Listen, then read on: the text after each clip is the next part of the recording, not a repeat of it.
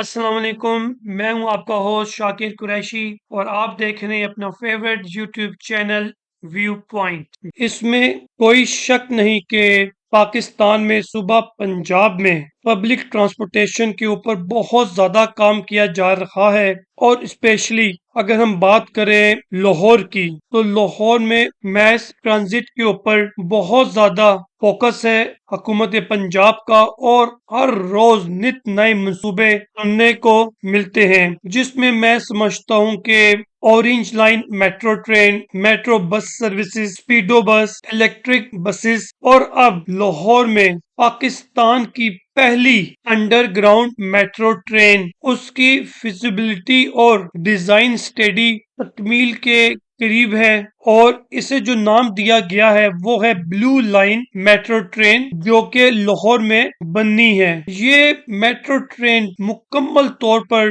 Under ground ہوگی، اور جو اس کی لینتھ ہوگی وہ تقریباً 27 کلومیٹر کی ہوگی۔ یہ لاہور میں بابو سابو چوک، جہاں پر اسلام آباد لاہور موٹر وے شروع ہوتی ہے، لاہور سے یہ میٹرو ٹرین وہاں سے شروع ہوگی اور یہ گزرے گی گل شناوی کے اندر سے، فیروز پور روڈ، ویل روڈ، گلبرگ، کلمہ چوک، گارڈن ٹاؤن، فیصل ٹاؤن، جوہر ٹاؤن، اور پھر یہ ویلنشیا ٹاؤن جو وابڈا ٹاؤن کے ساتھ ہے، وہاں تک یہ میٹرو انڈر گراؤنڈ ٹرین آئے گی۔ میں سمجھتا ہوں کہ یہ ایک بہت بڑا منصوبہ ہے، اور ایک اندازے کے مطابق تقریباً 2.5 لاکھ مسافر روزانہ اس انڈر گراؤنڈ میٹرو ٹرین پر سفر کر سکیں گے۔ اگلے 3 سالوں میں اس نے مکمل ہونا ہے، اور اس کی تعمیر کے لیے ٹنل بورنگ مشین کا استعمال کیا جائے گا۔ یہ ایک ایسی مشین ہے جو کہ زمین کے اندر اور پہاڑوں کے اندر سرنگیں کھودنے کے لیے استعمال کی جاتی ہے، اور اس مشین کے ذریعے روزانہ کی بنیاد پر 6 میٹر سرنگ کھودی جائے گی، اور اس منصوبے کا جو تخمینہ ہے وہ 600 ارب روپے تک کا ہے اس بلو لائن میٹرو ٹرین کے لیے۔ پھر چائنا، جاپان اور فرانس کے مختلف کمپنیوں سے، اداروں سے، فائنینشیل انسٹیٹیوشن سے بات کی جا رہی ہے تاکہ اس پروجیکٹ کے لیے کم سے کم شرح سود پر پیسہ لیا جا سکے۔ اب اگر میٹرو ٹرین کے منصوبے، میٹرو بس کے منصوبے بڑے شہروں کے لیے تو بہت ہی اہم ہوتے ہیں، کیونکہ آپ تصور کریں جب 2,50,000 پیسنجرز ایک بس پر یا ایک ٹرین کے اوپر سفر کر رہے ہوتے ہیں، تو آپ جسٹ امیجن کریں تقریباً 1 لاکھ موٹر سائیکلیں یا تقریباً 50,000 گاڑیاں سڑکوں سے کم ہو سکتی ہیں۔ لاہور میں جو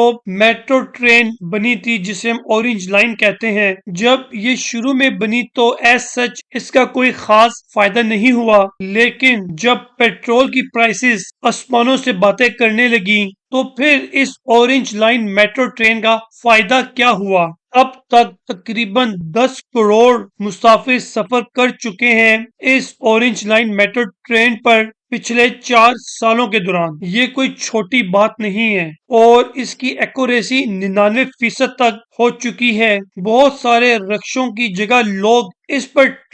سفر کرنا پسند کرتے ہیں۔ بہت ہی اس پر آسان اور آرام دہ سفر ہوتا ہے، اور سستا بھی ہوتا ہے، محفوظ ہوتا ہے، اور اس کے ساتھ ساتھ گرمی، سردی، بارشوں سے بھی لوگ مسافر محفوظ رہتے ہیں جب یہ لوگ اورنج لائن میٹرو ٹرین پر سفر کرتے ہیں۔ پاکستان میں جو ٹرینڈ ہے میٹرو بسز کا، یہ سب سے پہلے شہباز شریف نے شروع کیا تھا جب فیروز پور روڈ پر ریڈ لائن بنی تھی، جو کہ میٹرو بس سروسز ہے، جو کہ پاکستان کی پہلی کامیاب میٹرو بس سروس ہے۔ اس کے بعد پھر سیم یہی منصوبہ خیبر پختونخوا کی حکومت نے بنایا، جہاں انہوں نے اپنی BRT بنائی۔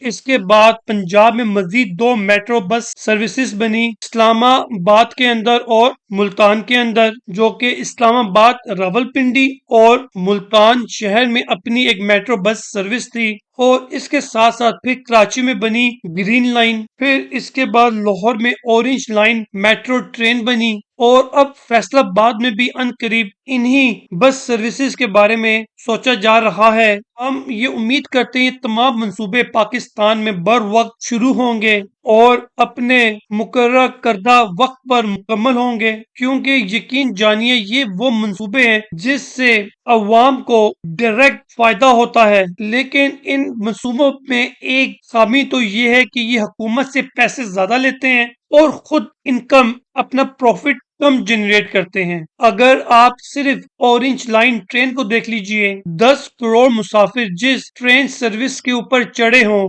اس پر آپ کو کوئی ایک جگہ بھی ایسی نہیں ملے گی جہاں پر حکومت نے کوئی کمرشل ایکٹیویٹی کی ہو، کوئی کیفیٹیریا کھولا ہو، کوئی شاپ کھولی ہو، یا کوئی بینک کی اے ٹی ایم مشین لگا کر بینکوں سے رینٹ کی مد میں پیسہ کمانے کی کوئی اسٹریٹجی بنائی ہو۔ یقین جانیے کہ مختلف وینچرز ہو سکتے ہیں انہی میٹرو ٹرین اسٹیشن کے بڑے بڑے ہالز میں۔ اس کا فائدہ یہ ہوگا حکومت کو ہر سال کروڑوں روپے کی آمدن ہوگی، تو پھر کروڑوں روپے اگر حکومت ان چھوٹے چھوٹے دکانداروں سے لے گی جو وہاں میٹرو ٹرین اسٹیشنز پر بزنسز کر رہے ہوں گے، آپ جانتے ہیں کہ جس جگہ پر لوگ ہوں وہاں پر کاروبار دکانداری آٹومیٹکلی ہوتی ہے، اور اس کا ایک فائدہ تو دوسری طرف یہ بھی ہوگا، جب یہاں پر لوگ اپنے سٹالز لگائیں گے، چھوٹی چھوٹی دکانیں بنائیں گے،